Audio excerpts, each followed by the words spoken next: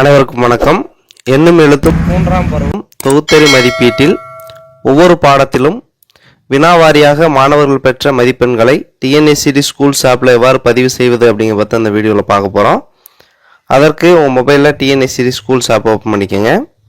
User name password அப்படிங்கிற இடத்துல வகுப்பாசிரியர் உங்களுடைய 8 digit user name password enter பண்ணிவிட்டு லாகின் அப்படிங்கிறத கொடுங்க. கொடுத்தீங்கன்னா டிஎன்எஸ்சிடி ஸ்கூல்ஸ் ஆப்போட அந்த ஹோம் பேஜ் வந்திருக்கும். அதில் எண்ணும் எழுத்தும் அப்படிங்கிற மாடியூலில் கிளிக் பண்ணுங்கள். கிளிக் பண்ணிவிட்டு அதில் ஃபஸ்ட்டாக இருக்கக்கூடிய கிளாஸ் ரூம் டீட்டெயில்ஸ் அப்படிங்கிறத கிளிக் பண்ணிவிட்டு உங்களுடைய கிளாஸ் ரூம் டீட்டெயில்ஸ் வந்து கரெக்டாக இருக்கான்னு வெரிஃபை பண்ணுங்கள். கிளாஸ் டைப்பு, மீடியம், கிளாஸ் இதெல்லாமே கரெக்டாக இருக்கா அப்படிங்கிறத பாருங்கள். சப்ஜெக்ட் எல்லாமே கிளாஸ் ரூம் டீட்டெயில்ஸை வெரிஃபை பண்ணிவிட்டு கீழே கூட சேவ் அப்படிங்கிறத கொடுங்க. கொடுத்துட்டு இப்போ சமேட்டிவ் அப்படிங்கிறத கிளிக் பண்ணுங்கள். கிளிக் பண்ணிவிட்டு செலக்ட் டேர்ம் அப்படிங்கிறதுல டேர்ம் 3 அப்படிங்கிறத செலக்ட் பண்ணிட்டு ஓகே கொடுங்க. கொடுத்தீங்கன்னா கிளாஸ் 4 and 5 அப்படின்னா 4 and 5ல் Tamil, English, maths, science, social இந்த 5 சப்ஜெக்ட்டுமே உங்களுக்கு டிஸ்பிளே ஆகும்.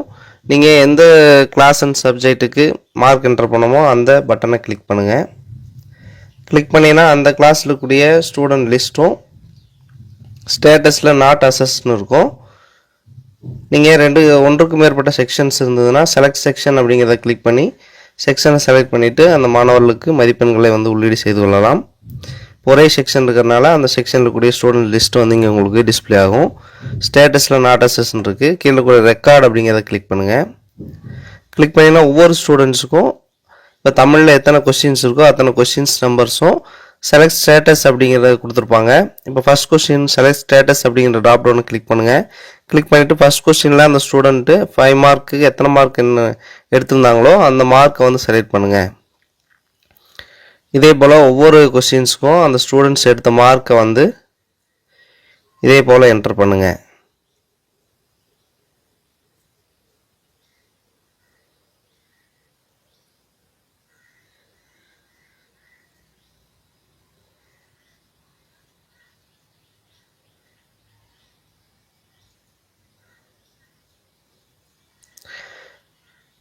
செலக்ட் பண்ணி முடிச்சிங்கன்னா கீழே கம்ப்ளீட்லி ஃபில்டுன்னு வந்திருக்கும்.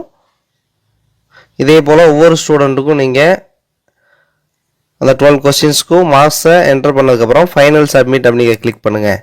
கிளிக் பண்ணிங்கன்னா உங்களுக்கு இந்த மார்க்ஸ் வந்து சப்மிட் ஆயிரும். ஏன்னா உங்களுக்கு சக்ஸஸ்ஃபுல்லி சேவ்னு வந்துடும். நீங்கள் இந்த ஹோம் பட்டனை கிளிக் பண்ணிங்கன்னா தான் உங்களுக்கு மார்க் வந்து